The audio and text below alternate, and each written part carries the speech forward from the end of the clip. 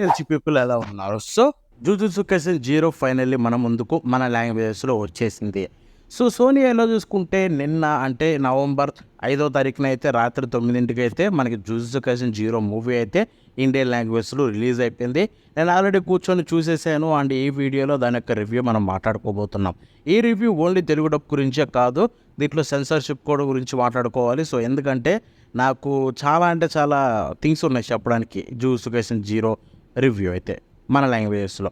So first జూజుత్సు Kaisen zero గురించి ఒక్క ముక్కలో చెప్పాలంటే ఇది one of the greatest animated movies ever.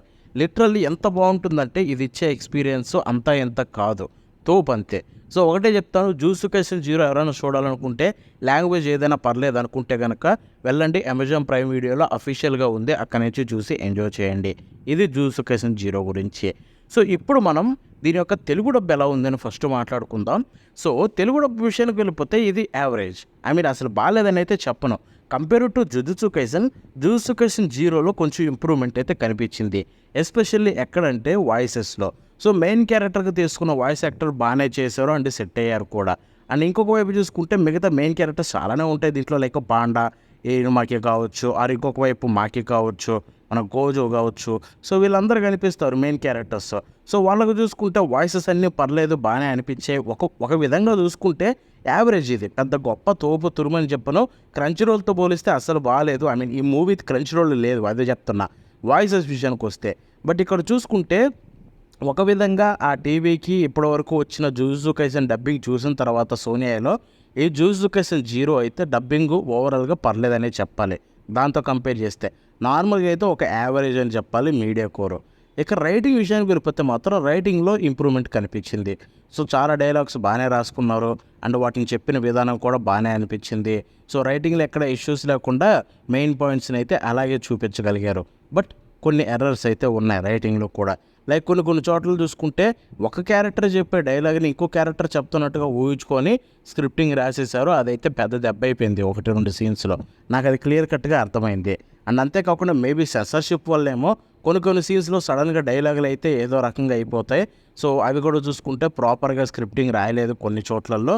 Apart from that మిగతా వైజ్గా ఒక ఫుల్ ట్రాన్స్లేషన్ వైజ్గా చూసుకుంటే పర్లేదు, బాగానే చేశారని చెప్పాలి మన తెలుగులో. ఇప్పుడు నేను మాట్లాడాలనుకునేది ఎడిటింగ్ గురించి. ఒకటి చెప్పాను కదా, అసలు ఎడిట్ చేసిన అసలు క్వాలిటీ చాలా చండాలం అనిపించింది భయ్య నాకు, ఎస్పెషల్లీ డబ్బింగ్ విషయానికి వస్తే కనుక.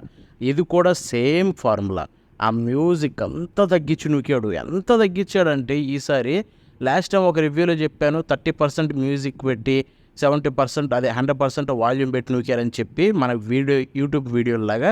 సో ఇక్కడ అదే ఫార్ములా ఫాలో అయ్యారు. బట్ ఈసారి వీళ్ళు మ్యూజిక్ ఎంత పెట్టారంటే 10% మ్యూజిక్ పెట్టి 50% వాయిస్ పెట్టారు. లైక్ లిటరల్లీ మా టీవీలో నేను 70-80 వాల్యూమ్ పెడితే కానీ అది సరిగ్గా వినిపించలేదు. అది టీవీ ప్రాబ్లం అనకండి, ఎందుకంటే నేను అన్నీ చూస్తూనే ఉంటా, అది ఆ మొక్క మూవీకే ఉంది. దరిద్రంగా అనిపించింది. అక్కడ చూసుకుంటే దాన్ని మిక్సింగ్ చేసిన విధానం అయితే అస్సలు బాగాలేదు, చాలా దెబ్బ అయిపోయింది.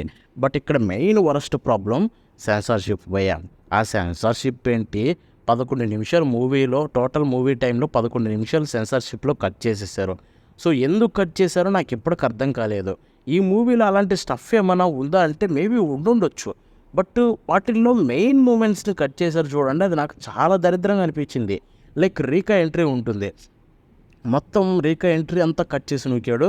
తర్వాత డైరెక్ట్గా పెట్టేసి ఒకటి రేఖ అనేది ఒక ఫామ్లో చూపిద్దాం అన్నట్టుగా అయితే ఒక బ్లాక్ అండ్ వైట్ నూకి ఒక చోట చూపించాడు. సో మధ్యలో తన ఫైట్ అంతా కట్ చేయడం వల్ల literally for the first time movie చూసే వాళ్ళకి ఏం జరిగిందో అర్థం కాదు. చెప్తున్నాను, మీకు టెలికాస్ట్ చేయడం ఇష్టం లేకపోతే మానేయండి, బట్ అలాంటి ఇంపార్టెంట్ సీన్స్ని కట్ చేయకండి. అట్లీస్ట్ బ్లాక్ అండ్ వైట్ పెట్టుకుంటారా, లేకపోతే ఏదైనా చేస్తారా గోస్టింగ్లు అలాంటివి చేసుకోండి. అసలు అక్కడ బ్లడ్ కూడా ఉండదు, అది పర్పుల్ బ్లడ్లా కూడా అనిపించదు. దాన్ని సెన్సార్షిప్ చేయాల్సినంత అవసరం ఏంటి నాకు ఇప్పటికీ అర్థం కాలేదు.